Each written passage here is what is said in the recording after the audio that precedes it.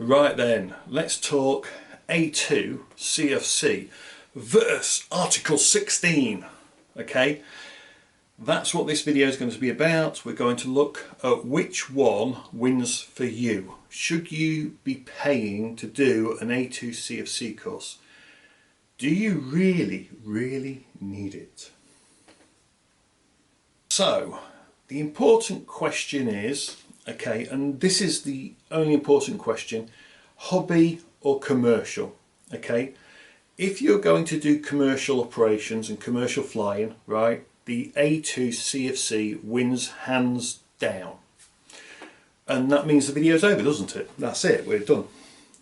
But no, we're not done. Okay, because let's get ready for something rather smart and rather interesting. So let's say you fly a Phantom. You fly something that's over 500 grams, and this is the important bit. So this is transitional aircraft, or would be in the A2 CFC, and this is between 500 grams and 2 kilos.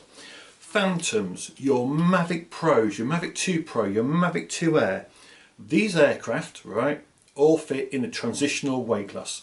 Now, the rule is with the A2 CFC, it's 50 meters, right, in every direction. So the aircraft is in the middle of a cylinder that's 100 meters across. Now, that is massive, and that means you cannot go near any road because a person in a car is uninvolved in the flight.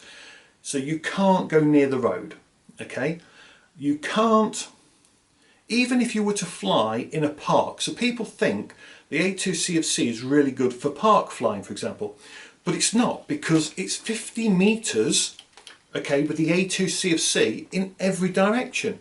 Well, that's no good, is it? That's horrible.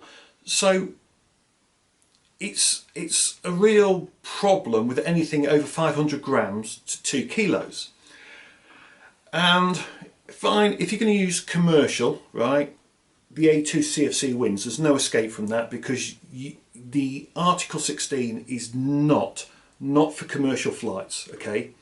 And this is what you've got to get into your head. This is why the most important question you can ask yourself is, do I want to do commercial work? A2 CFC is the only way, and that's the win there, okay? There's no other way to do that other than the operational authorization, or the GVC if you like, with the GVC. So you kind of got your choices there. Okay, so the A2 CFC, okay, wins for anything below 500 grams to 250, okay, and then we've got the Mini, and we know the Mini just wins at the minute. But if you've got a bigger aircraft, okay, the A2 CFC, everyone's taking the course and thinking that's the winner, but it's not. If you're a hobby flyer, you need to switch on a bit, okay, and it's a little bit brutal maybe. You need to switch yourself on a bit, because what you really want is actually Article 16 for hobby flying, okay. Article 16 is rather smart, because unlike the A2 CFC, which says this legacy aircraft is relegated to the A3 open category, and that's clearly what happens, you know, at the end of the transition period, this gets relegated to the A3, far from people in the countryside. But Article 16 doesn't do that to this aircraft. Article 16 doesn't say that this aircraft is suddenly unsafe and has to get relegated out into the countryside. Under Article 16, this you could still fly in parks that allow drone flying. Please check bylaws, it is part of Article 16. So there are beaches where you can fly, like the Crown Estate, okay? You could still take this and fly it under Article 16 from Crown Estate beaches, you know, the foreshore. So actually, Article 16 for hobby flying knocks it just knocks it for six. It knocks it out the entire arena. And what's really interesting, okay, about Article 16 is the separational distances. So under the A2 CFC, with this aircraft, it's 50 meters horizontal, Okay, we all get that. Okay, I hope. And that's in all directions. However, with Article 16, it's 15 metres. That's 15 metres for takeoff and landing from uninvolved people. Okay, now it gets even better. You can even do, okay, now bearing in mind you cannot overfly groups of people, so you cannot, if someone's having a picnic, you wouldn't be able to overfly that group having a picnic, okay, that wouldn't be allowed. However, if it was just the odd person and they're walking along a footpath, right, and you happen to overfly, okay, with Article 16, if you were flying at 32 metres or 35 metres, you would actually be fine. That would be permissible, okay. And if you're out in the countryside and you do a lot of countryside flying, okay, this is where Article 16 beats it just completely beats the A2CFC, okay, because 15 metres for takeoff and landing and 30 metres separation in flight. So at 32 metres, they're on a footpath and you happen to go across it, that's not really a problem with Article 16, okay. And what's also interesting under Article 16, it doesn't stop at this being at 2 kilos. If that was an Inspire 1, which weighs 3.5, you would still be all right. Okay, and Article 16 yet again wins for hobby flying. There's no need to do the A2CFC course at all for hobby flying if you want to reduce your distances. Okay, it's actually a hindrance in many respects. The only aircrafts that win, okay, is the C1 transitional category, and when I say win, it depends how you want to define the win, because 250 grams to 500 grams, so Parrot and Affy, the Mavic Air version 1, they cannot overfly uninvolved people, okay, but it could be used for commercial work. However, if you're not doing commercial work, the overflight part of Article 16 would win for you, okay. However, there are a few bits about Article 16 you have to be aware of.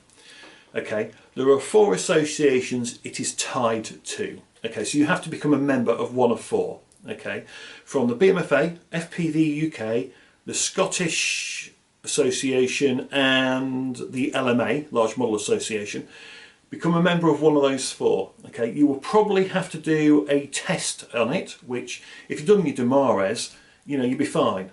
If you've got a BMFA certificate, you will be fine. You can just tick a little box that says you understand the rules. So I can just tick the box and I'm happy and I'm ready to go. You've got to do a risk assessment on the site you're flying at. So if you're flying in a park, a recreational area, in a built-up area, this is permitted under Article 16, so you can go to that park, okay? The bylaw says you can fly an model aircraft or a drone, okay? You do your risk assessment, you can fly there.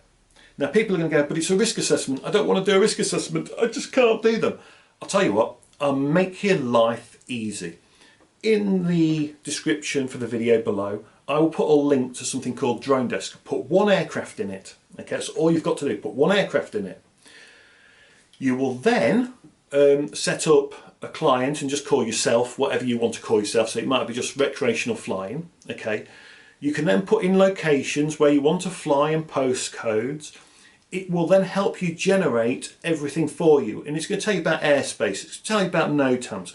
It's going to help you do your risk assessment so easy, because under Article 16, yes, you can get audited by the CAA, but if you do this simple little thing, right, and it's not hard, it's not rocket science, not asking for the earth, okay, you can do more under Article 16 than you can with an A2CFC. However, you cannot do commercial work with Article 16. This is the only thing. But if you were doing like a YouTube video and taking some video from that, that's not considered by the CA like commercial job. So you could do that, for example. So the other important bits to remember, you can't use automated flight modes. Article 16 is fingers on sticks flying, okay?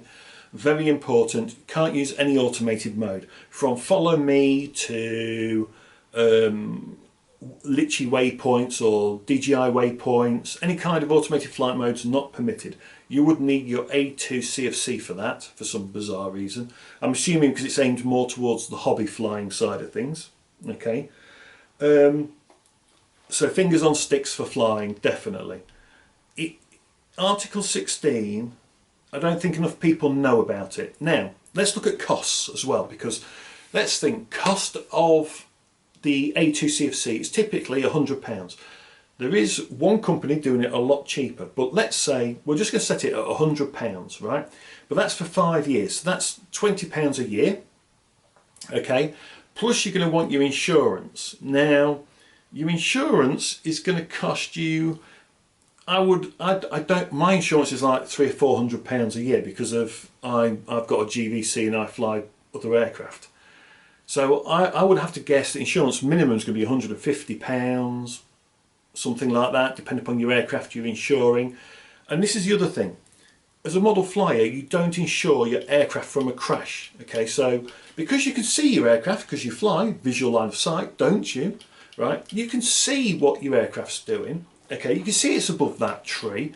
And to be honest, if I crash my drones, I wouldn't even do the insurance. I just replace them.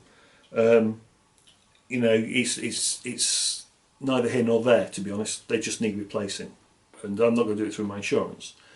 But you're going to have your insurance on top of that, right? And that could be £150 a year, for example. Let's say it's £150 a year. Article 16, the cheapest you can get it for, right, is £19.99 with FPV UK. Now that includes third-party liability insurance, and that's the important bit you need with all your insurances. Aircraft cover, right, should be the last thing from your mind. I come from a world where I come from a model flying background. If a model plane crashes or helicopter crashes because I dumb thumb it or because I do something stupid, right, or I've done something stupid that means it's going to go in the ground, that's my fault, that's my cost, okay? I don't expect other people to pay for my hookups, basically. You know, trying to do a helicopter flip like at 6 foot off the deck's probably not going to go well if I do it, okay? So I come from that kind of background, so to me the public liability insurance is the bit that I would care about, and that's if it hits someone's car, hits someone or causes an accident. That's the bit you care about, okay? And it's £19.99 and it's 5 million third party liability. You can go and get that, do their course on drone laws and regs. Okay, past that, it's all done online. You get yourself signed off. You can use Article 16 for hobby flying.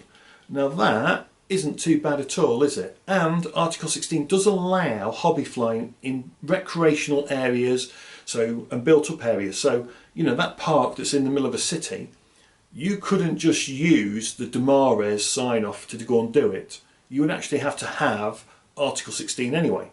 If you want to fly off that beach, you can do that. The important bits are no overflying groups of people, okay? So if a beach was empty and there was like 30 or 40 people walking around, you could probably fly there no problems at all. But on a busy hot day, you wouldn't fly your drone at that beach over because there'd be too many people picnicking, too many groups of people. You still cannot overfly groups of people with Article 16. You know, the odd person, not a problem. The odd couple of people, not a problem, okay? And it does allow for that little bit of overflight, okay? Yeah, and you know, to me, Article 16 is so underrated. I think a few people are put off because of risk assessments and stuff, but why pay £100 for an A2 CFC course to do hobby flying with an aircraft that's going to get relegated to the open category, right? And you're going to have to buy a new aircraft to make use of your A2 CFC, where Article 16 can keep this flying, right, for you longer hobby-wise. Let me think about that for a minute. What am I going to pay for? I'm going to pay £20 a year, which is the same as basically the 5-year A2 CFC, but in that £20 I get Article 16 and I get my insurance. Let me think about that for a minute. That's really tough. No, it's not. Not at all. If you're overthinking it, you're probably going to get the A2 CFC.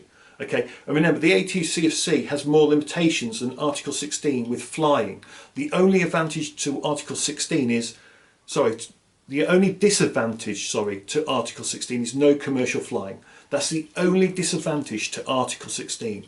Okay, A2 CFC, you can do commercial work.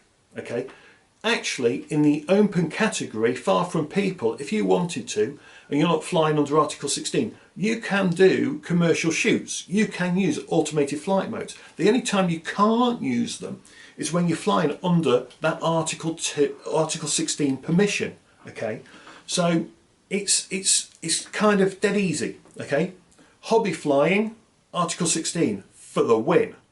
Okay, however, A2 CFC for commercial work, bing, wins. Okay, doesn't work as well as an operational authorization, but it wins in that respect. So yeah, hopefully that's giving you food for thought, guys. So yeah, yeah, if I was hobby fly, I'm a hobby flyer, I'm going to use Article 16. And yeah, why fill in paperwork? And it gives me far more advantages than it does my A2 completely. So I'm just going to make use of it. Why not? Yes, there are some weight considerations as well. So do look into Article 16. Feel free to go to FPV UK, go to the BMFA's website, read up on Article 16, because there are some things like weight limits. Okay, so the max thing you can fly under it is 7.5 kilos, for example. Funny enough, an Inspire fits under that, wouldn't it? So if you want hobby freedom, Article 16. Okay, if you want commercial work in built-up areas, you need a sub 500 gram drone or a Mini with an A2 CFC. You don't have to have the A2 CFC for the Mini. Just for the record, it is underweight of 250 grams. I have one. I love it. Right. I think